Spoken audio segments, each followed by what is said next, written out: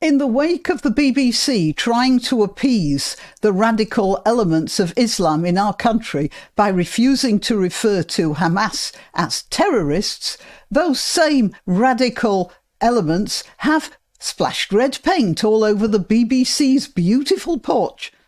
When are they going to learn that appeasement is never enough?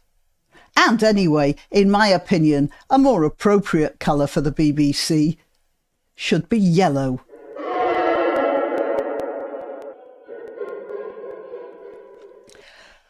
Okay, so here we have a picture of the red paint that got splashed. I hope that's better. That got splashed on the, you just look at this beautiful piece of glass in front of the BBC. And it's not even nice architecture. Well, we won't go into that.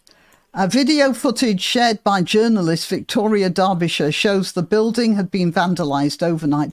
BBC headquarters covered in red paint, the Telegraph headline blares. A pro-Palestinian protest organisation has claimed responsibility for BBC New Broadcasting House, that's in Salford, that's near Manchester, being splattered with red paint, saying it was a protest to leave a message.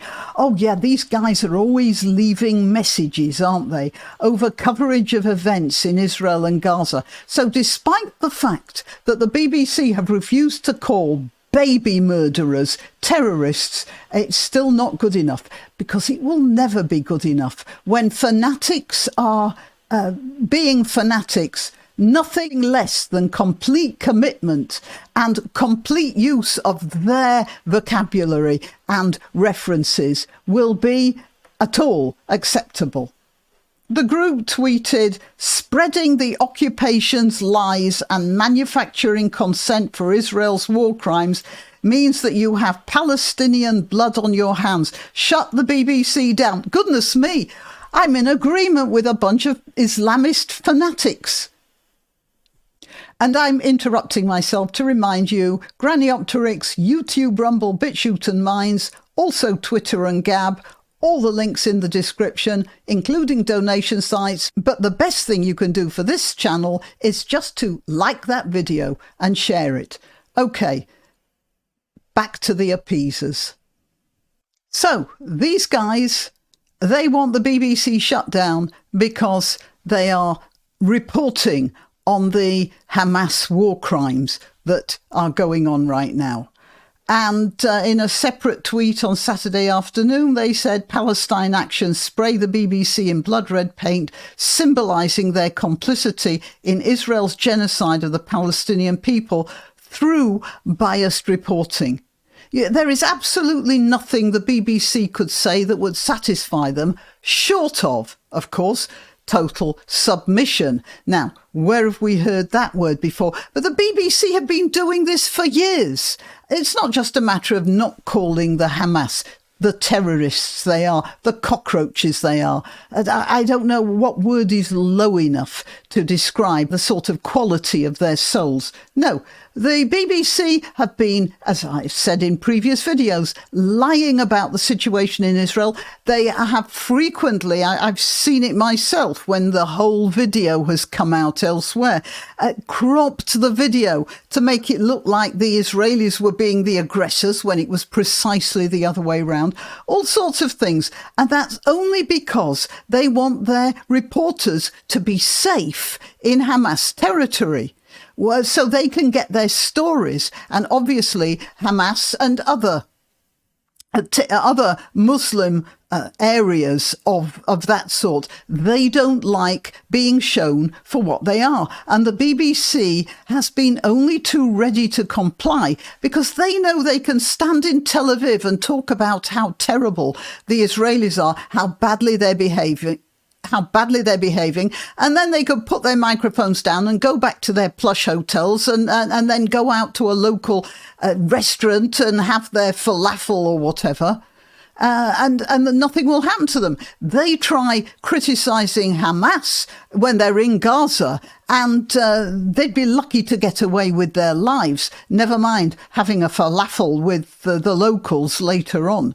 So there's a disconnect here. The BBC are cowards and they're appeasers, and they will do anything to get the story, even if it means lying to get that story. And it's not doing them any good. In the end, these people are going to be sending them a message. Where does it say? Somewhere here. I've lost it now. Oh, leave a message there. They're going to be getting that message more and more.